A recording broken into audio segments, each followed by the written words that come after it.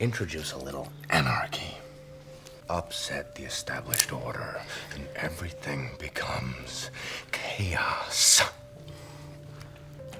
So there's this game called Grand Theft Auto. You may have heard of it. It is rather popular, even though the first couple titles in the series, to be honest, weren't all that impressive, as you'll know if you've seen my review of the original. But then we come to GTA 3, which was actually kind of groundbreaking for its time, turning the whole open world genre on its head and bringing us a whole new type of game, with its dark and gritty urban setting and story, and leading to a veritable slew of so-called clones. It really was the first of its kind.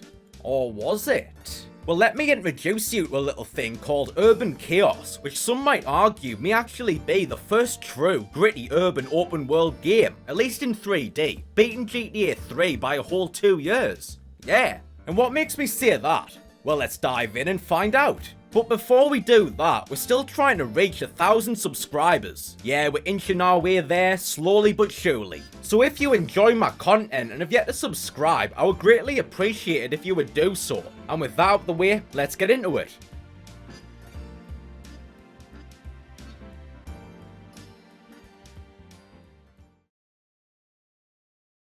So Urban Chaos was developed by Muckyfoot Productions. Who comes up with these names? I mean, we already had Probe Entertainment. Whatever.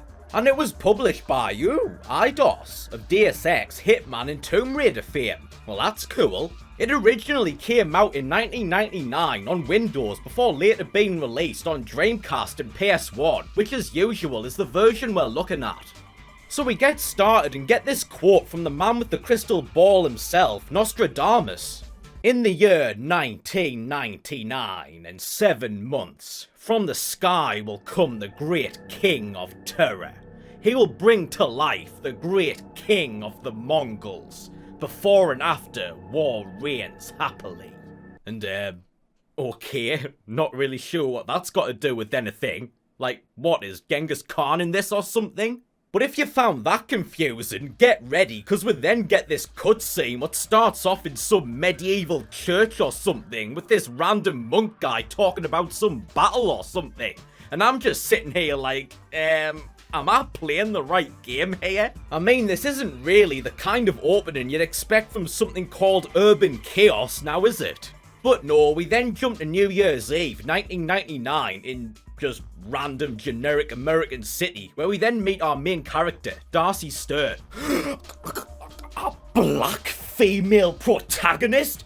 Walk DISJW garbage! These developers are all just snowflakes and activists! And her partner, who I guess are police officers, taking out some ruffians and rescuing a hostage or something. And yeah, this whole scene's about as 90s as it gets, although the graphics and animation are pretty decent for the time. But yeah, this is more like the urban chaos I was expecting. There's a shootout and a chase that catch the bad guys, but then these weirdos turn up who remind me of a cross between the agents from the Matrix and those creepy gentleman things from fucking Buffy the Vampire Slayer. They've got these pistol minigun things that shoot up the place before just vanishing again. Okay. But oh no, they've left a grenade behind, which somehow manages to blow up the whole entire alley and yeah. I guess we're all dead now. Rather short game, I must say. I never even got the chance to play. But no, once we've seen that shit, we can finally get into the game. Where to start with, we've got to do our police training. Although I'm not really sure why. I mean, we were doing alright a minute ago, weren't we? But joking aside, yeah, we've got a couple training levels to get through before we can actually get into the game. First of which is combat training, which, yeah, you're gonna need it. Since the combat in this game is, well, it's interesting, I'll give it that. So basically, you've just got to go around and beat the shit out of a bunch of guys. I guess that's just what they do with criminals in this jurisdiction. You get arrested, you become a punching bag for new cops in training apparently. You've got a decent range of moves. You can punch, kick, do some side and back kicks, jumping kicks, grapples, and you can also do this slide and tackle while sprinting to put them on their arses. And once they're down, you can press circle to slap the cuffs on them to arrest them. And all that's fine enough, but where things get weird is when you get into the combos. Now, combos aren't anything unusual. You see them in all kinds of games. Take Spider-Man for instance. You press punch, he punches. You press it again, he does another punch. You press it a third time and he does one more. Simple, right? But here, not here. Nah, instead though, like, you know what? That's too simple. Let's make it more complicated. Why? Because we can. So yeah, to do combos, in addition to pressing the punch and kick buttons multiple times, you've also got to get the timings right. Yeah, when you're pressing the button, rather than just go punch, punch, punch, you've got to go something like punch, punch, punch, which I normally wouldn't bother with. I mean, I don't mind just spamming one punch over and over again, but you've got no choice but to do it here since you can't progress further otherwise. And this is actually a lot trickier than you might think. It took me a while to get the timing right. Even with the little on-screen indicator to quote-unquote help you. Yeah, I'm not really sure why they bothered with this shit. I guess they just wanted to do something a bit unique and more realistic, since of course fighting in real life is more than just punch, punch, punch. But I still would have preferred that. This is just annoying. And with combat training out of the way, we then move on to the driving training. Oh yeah, you bet we get to drive in this game. And how is it?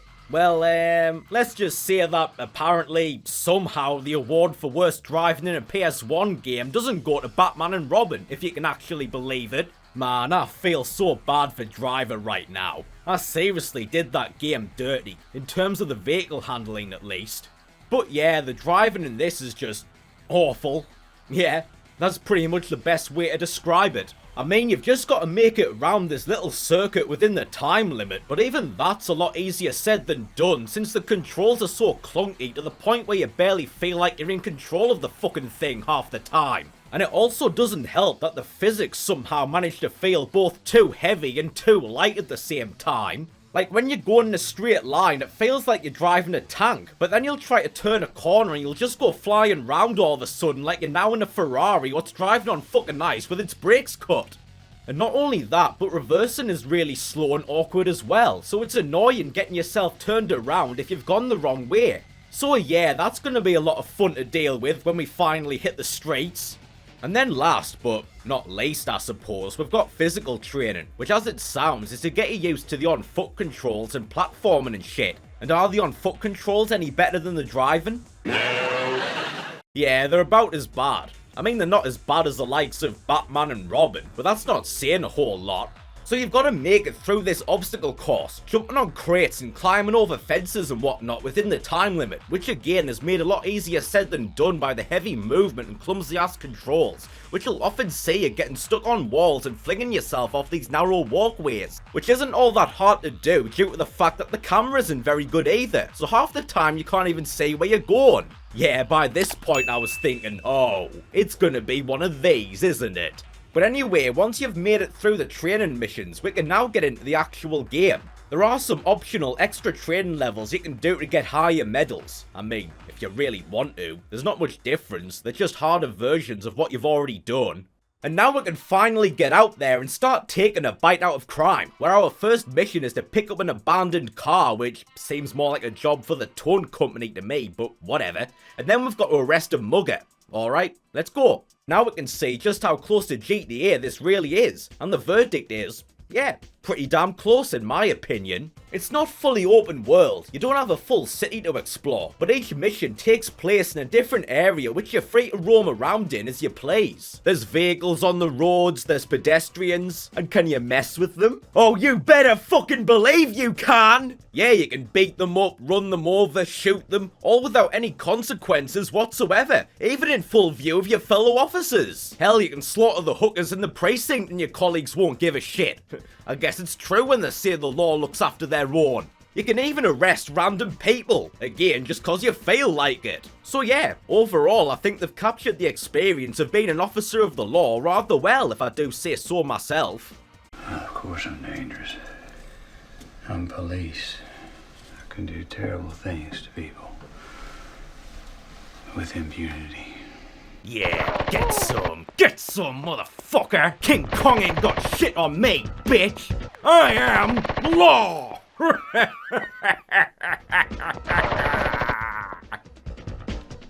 Although unfortunately, you're not able to steal cars, so that's kind of a bummer. Like what? Assault, murder, vehicular manslaughter, false imprisonment are all A-OK, but some good old Grand Theft Auto? Nah, that's just one step too far. So yeah, you can't jack anybody. In fact, you can barely find any cars to drive at all. You can try the cruisers in the precinct lot, only to usually be told, oh, it's locked. Well, where's the fucking keys then, numbnuts? I mean, what kind of cop can't even get their own cop car? Although, to be honest, the areas aren't that large, so it doesn't take you long to walk or run to your objective. And to be honest, the driving's that bad that I mostly just went everywhere on foot. I mean, on top of the clunky controls, you're also getting stuck on shit constantly, since you can't crash through just about anything. Like, if you make the barest amount of contact with another vehicle, you'll come to a complete stop and barely be able to move. And you can't even crash through shit like streetlights and fire hydrants, which I guess is probably a bit more realistic, but it doesn't really make for a fun time, does it?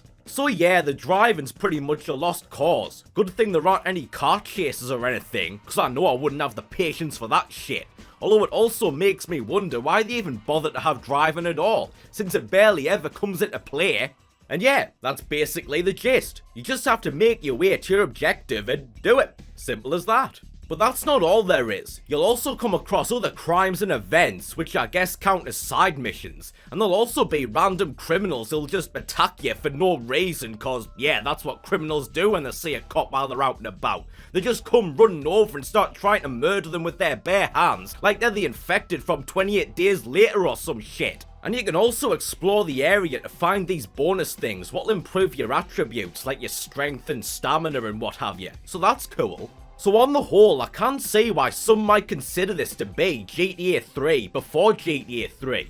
Although to be honest, it kinda reminds me more of True Crime than anything else. Although True Crime is pretty much just a GTA clone, so I guess the point stands. But anyway, for the first few missions, you're just going around doing regular cop things like arresting muggers, talking a guy down from the top of a building and getting information from informants. But then you get into the real story involving a street gang called the Wildcats or some shit, what are trying to take over the city. And this was where things started to get annoying. So you've got to get into the baseball ground where the leaders of the gang are meeting and arrest at least one of them so you can find out what he knows. But it's not recommended you go in the front entrance cause there's bad guys waiting with machine guns what'll cut you to pieces in seconds. Yeah, way to go guys, just send the rookie in with no backup whatsoever. That seems like a great idea. And instead you've got the option of sneaking in through the back way. So it's cool that they're giving us multiple ways to tackle our objective. But you can't just go in cause nah, that'll be way too simple, wouldn't it? So you'll try and get in through the back, but these strongholds won't let you through, so then you've got to go and find the boss to get permission from him, which then leads to you heading all over town looking for the guy, and it's just like, no, I'm police, so how about you just let me in before I shove a nightstick up your ass, bitch? I ain't waiting for no fucking warrant. But at least when you're looking for the guy, you get to go in the nightclub and hear some sweet late 90s electro house or whatever. Oh yeah, now this is some real 90s shit right here. Man, you can practically taste the neon and ecstasy through the screen. Yeah, I could imagine this being on a Now That's What I Call Music CD back in the day. They still do those. But it doesn't get much better once you finally get in the place, cause there's bad guys all over with guns, which thankfully you can get as well. And that brings us onto the shooting, which even though as simple as, still manages to be a huge pain in the arse. See, all you've got to do is just equip a gun from your inventory and then you'll automatically target the nearest waste of DNA and then you just pump a few rounds into them to put an end to their worthless little existence. That's all fine enough, but the controls and camera make it a way bigger ball ache than it should be, since it's pretty awkward and difficult to get yourself in the right position to shoot the wankers before they shoot you. Like, you'll have guys aiming at you, which you'll know because the targeting reticle also appears on you, but half the time the bastards are off screen so you won't be able to shoot them. And they do quite a bit of damage when they've got shotguns and rifles and shit, and it can be so slow and clunky getting them on screen that by the time you see them, they've already shot you to bits and you're dead. But in all honesty, even if the controls and movement were fine, the combat still wouldn't be very good. I mean, there's barely anything to it, it's just target this guy, press the button, and that's it. You can take cover and shit, but I never bothered with that, since just running around and blasting everyone as fast as you can works just fine. There are a couple different weapons, but they don't make much difference other than some are more powerful than others. So on the whole, while the shooting is functional, it still can be pretty annoying, and on top of that, it's just not all that interesting either. And it just wouldn't be an annoying game without one of my favourite annoyances, would it? Would it be favourite or least favourite?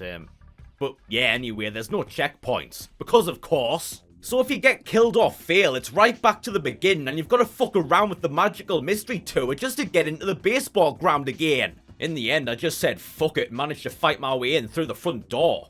Oh, and finding your way around can be a real pain as well, to the point that most of your time playing is actually made up of just running around trying to figure out where you're supposed to go. I mean, you do have a mini-map which shows where all your objectives are, so at least it's a step up from GTA. That's something, I guess. But it's just this little radar thing that just points you in the general direction, but doesn't take into account the exact streets or alleys you've got to go down. So there'll be times where you'll be heading in the right direction, only to hit a dead end, so then you've got to go back and find another way. And on top of that, a lot of the time your objectives are on rooftops, many of which you can't access directly, so then you're having to go around looking for ladders and walls low enough for you to climb so you can work your way up, which is made all the more irritating by the awful controls and camera and terrible platforming, so if you're not careful then it's really easy to throw yourself off to your death. Yeah, I know the feeling. But probably the game's biggest sin is just how tedious and redundant it is. I mean, from here on out, you're just going around doing the same things over and over again. You're just fighting these wildcat fuckos in their continuing war to try and take over the city. You meet this guy called Roper, who I guess is meant to be your partner from the cutscene at the start, who apparently knew your father, although he never explains how, and who keeps dropping hints that there's more to the gang war than meets the eye. But of course, he never explains that either, for no other reason that to just drag out the story, which is already way longer than it has any right to be. I'm being completely serious when I say there's really almost nothing to say for the vast majority of the game, just because, despite its pretty grand premise, it's got to be one of the most boring games I've played in a while. So yeah, might as well talk about the graphics and shit. And they're okay, I guess, though not particularly impressive for the time, except for the intro cutscene and the couple others scattered throughout the story, which were obviously done by a different studio. They were really good looking, for the time at least.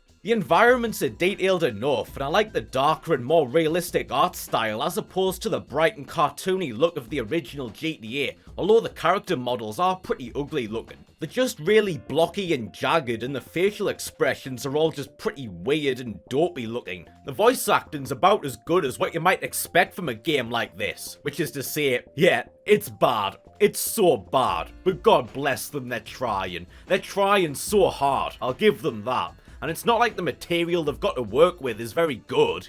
Yeah, all the writing's just really lame and cringeworthy. Like they put in all this what they thought was badass sounding dialogue to make it seem like it's some kind of gritty cop thriller, when really it just makes you want to roll your eyes every time you hear it. And some of the voices are also pretty weird and kinda questionable as well. Like the white criminals all talk like stereotypical crooks from a 1940s cartoon or something, while the black criminals are all just the same Rastafari guy, and it's just like, okay. Could you not at least give them a couple different accents? And why do half the cops have really thick Irish accents like they just got off the boat at Ellis Island a couple weeks ago? And on top of that, the voice acting manages to be annoying even when you're not actually talking to anyone. Like when you climb or fall, your character will often make noises, which is nothing unusual, you see that in loads of games. The Philosopher's Stone on PS1 is the most notable one that comes to mind for me.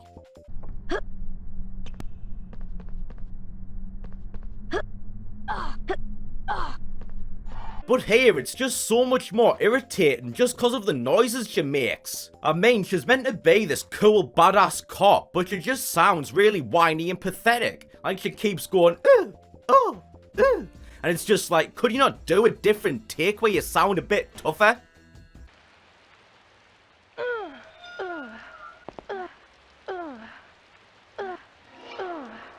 And it's not just falling and climbing either, she also makes noises when she runs into walls as well, which due to the completely broken controls of course happens on a regular basis, so that just makes it even more annoying. The soundtrack honestly is probably the best thing about the whole game. I mean, we haven't got any rocking System of a Down or anything, but what we get is decent enough. It's got a cool 90s breakbeat sound to it that complements well the action and atmosphere. When you can hear the bloody thing, that is. See, for the most part, you're just going around in silence, like when you're on foot in GTA, and the music will only play when you're either in a fight or when you're sprinting, because I guess the game's just like, oh yeah, this bit's cool, we gotta have some music to go with this intense bit of gameplay. But then you'll stop sprinting and it'll just stop instantly, because we're back to boring ass walking apparently. And it's just weird, because you're only gonna be sprinting for a few seconds at a time because of your stamina meter, and fights don't usually go on for much longer, and every time the track starts from the beginning, so you're just constantly hearing the same few seconds of the soundtrack over and over again, and that doesn't take long to get irritating, does it? But anyway, most of the story's just you and Roper trying to stop the Wildcats from taking over the city, but eventually things do start to get moving when we find out that they're actually working for the mayor, who's called Bane. Yeah. Vote Bane.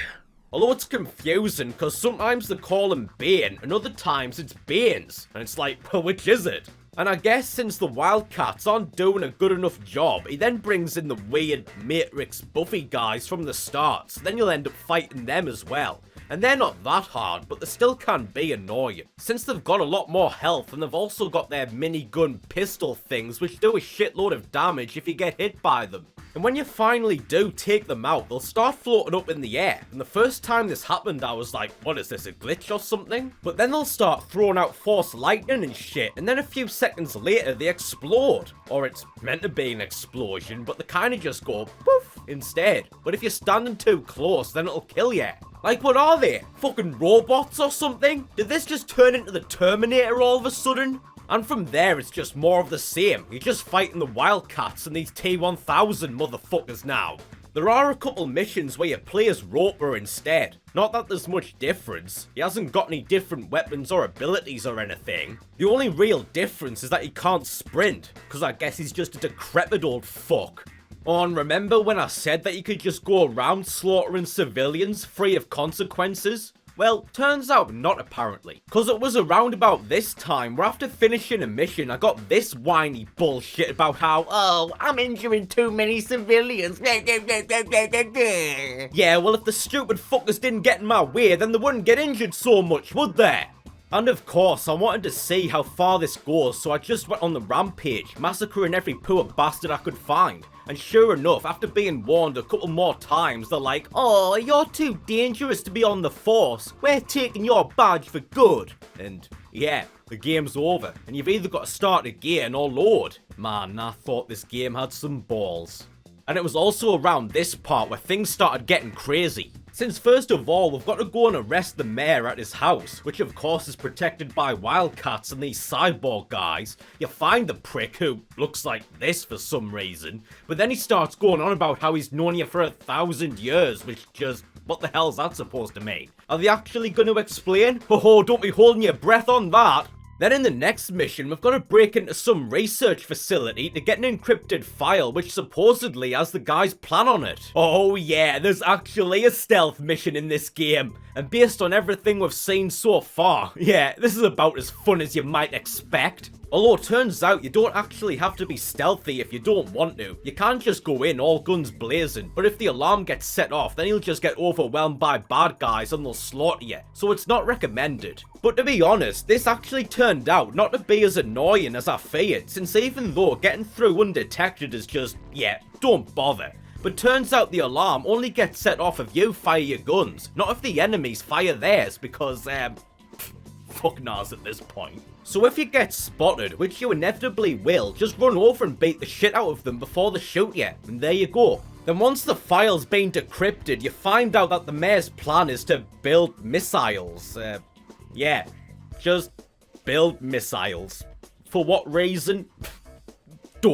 Just don't try to make sense of any of this shit. You'll only end up hurting your brain. Just, the guy's got missiles, okay? Which he's gonna fire at something. It doesn't even tell you what he's firing them at. And you've got to destroy them before he does. Yeah, they're sending the rookie cop in without any backup again. So this has gone from being a gritty, semi-serious cop thriller to just fucking Action Man now. And this is simple enough. You just go around and blast all the guy's henchmen. I mean, why bother arresting anybody at this point? And then you just plant some explosives to blow up the missiles. You've just got to make sure to take out all the henchmen before you go near the missiles, because some of them will set off the launch if you don't. But if you thought things were crazy already, ho ho, strap in kids, cause it's about to go completely off the rails. I'm talking Lost Season 6 off the rails, cause holy shit, turns out the guy's also a warlock. Yeah, yeah.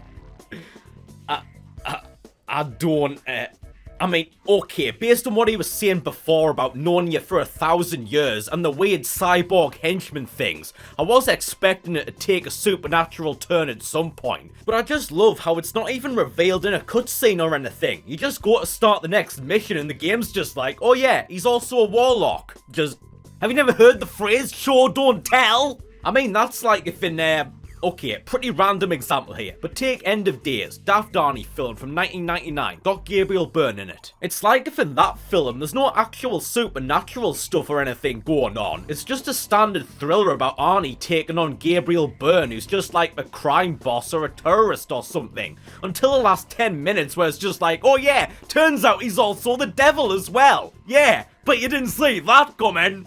Just, who wrote this? So anyway, we've just got to head over and find out what fucking Gargamel's up to now, and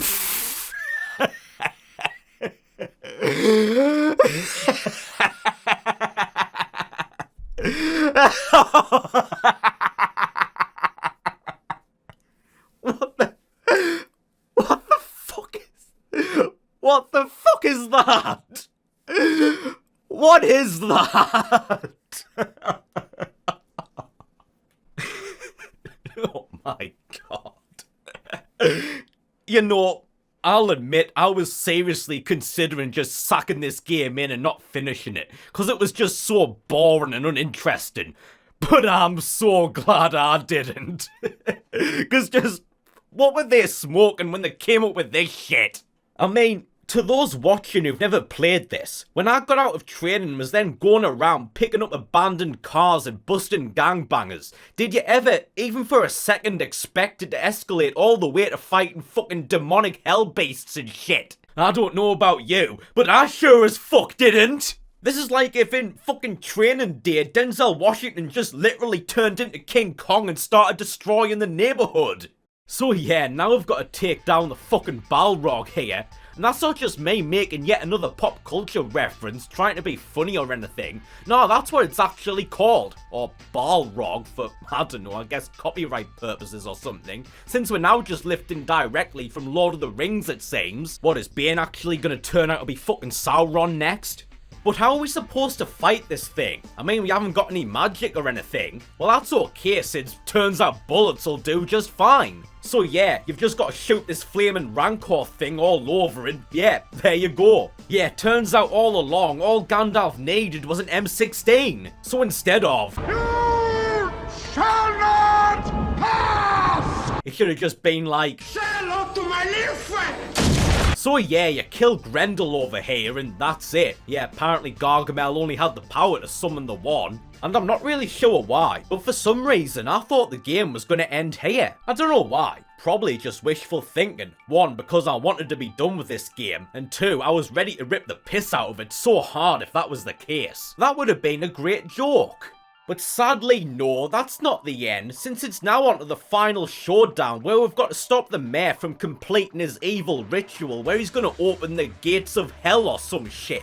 And in all honesty, this was some of the most vexing, tedious bullshit I've been through in a while. Just cause by this point, despite all the funny and weird shit that starts happening towards the end, I was just so sick of this game and wanted nothing more than to be done with it. Although admittedly, a lot of my rage here was actually from my own doing, just through my own impatience to be done with this shit.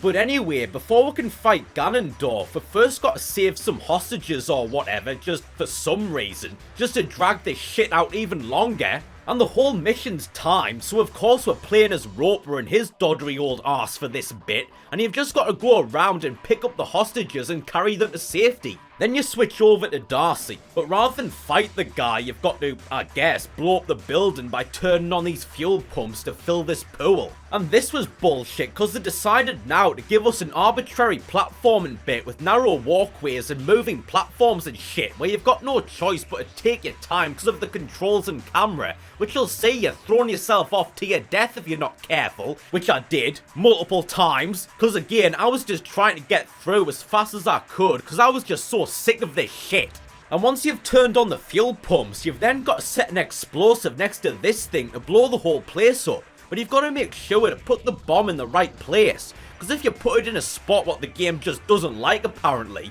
then it won't work. And there's only one bomb, at least from what I can tell, so then you've got no choice but to restart the level. And once the bomb's set, you've just got to run back to the starting point, past the mayor who's just floating around, doing his thing I guess. You don't even have to fight him or anything. You make it out, the building goes boom, Gargamel gets deep fried, and yeah, there you go.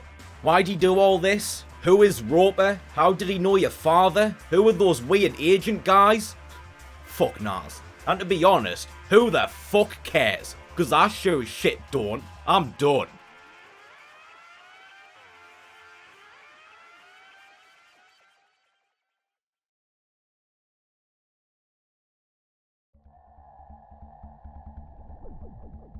Ugh, it's over. It's finally over. So that was Urban Chaos on PS1, and in conclusion, yeah, it's pretty shit.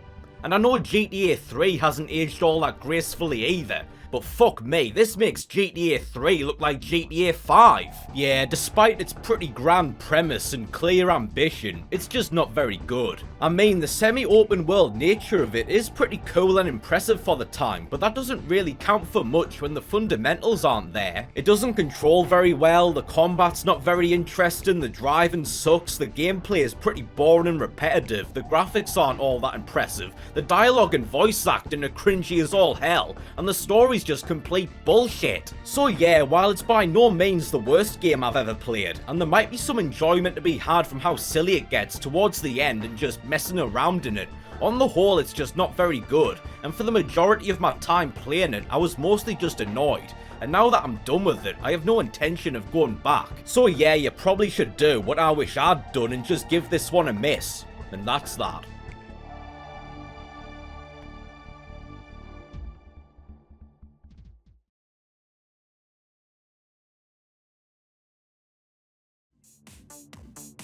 Well, finally got that out the way. Yeah, this one wasn't much fun, but I got there in the end, and yeah, nothing more to say really. Just thank you very much for watching the video, I hope you enjoyed. If you did, then leave a like. If you didn't, then tell me to go fuck myself.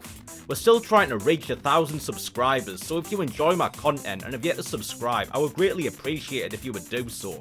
And as always, thank you very much to everyone who already has. Thanks again for watching, and I'll see you in the next one.